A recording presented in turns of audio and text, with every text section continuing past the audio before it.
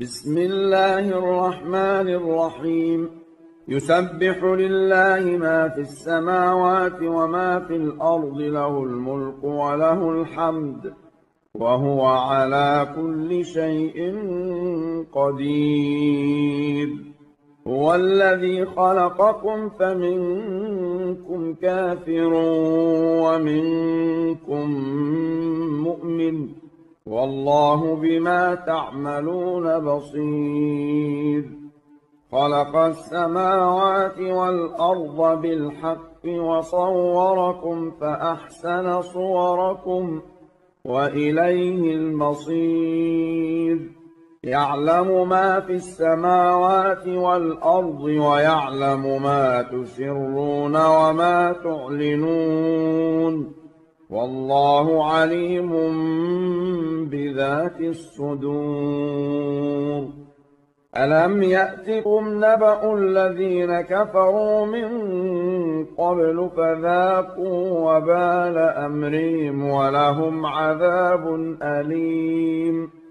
ذلك بأنه كانت تأتيهم رسلهم بالبينات فقالوا أبشر يهدوننا فكفروا وتولوا واستغنى الله، والله غني حميد.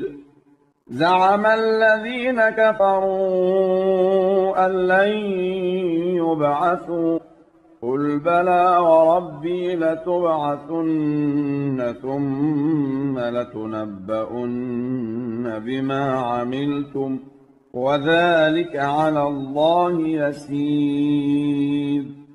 فآمنوا بالله ورسوله والنور الذي أنزلنا، والله بما تعملون خبير. يوم يجمعكم ليوم الجمع، ذلك يوم التغابن. ومن يؤمن بالله ويعمل صالحا يكفر عنه سيئاته ويدخله جنات تجري من تحتها الأنهار خالدين فيها أبدا، ذلك الفوز العظيم. والذين كفروا وكذبوا بآياتنا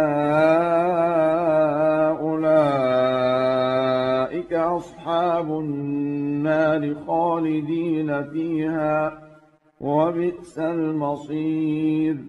ما أصاب من مصيبة إلا بإذن الله، ومن يؤمن بالله يهد قلبه، والله بكل شيء عليم.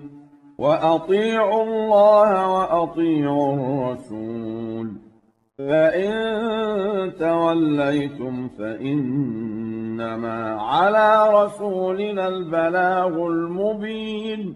الله لا إله إلا هو، وعلى الله فليتوكل المؤمنون.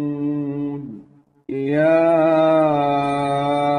أيها الذين آمنوا إن من أزواجكم وأولادكم عدوا لكم فاحذروهم، وإن تعفوا وتصفحوا وتغفروا فإن الله غفور رحيم. إنما أموالكم وأولادكم فتنة، والله عنده أجر عظيم.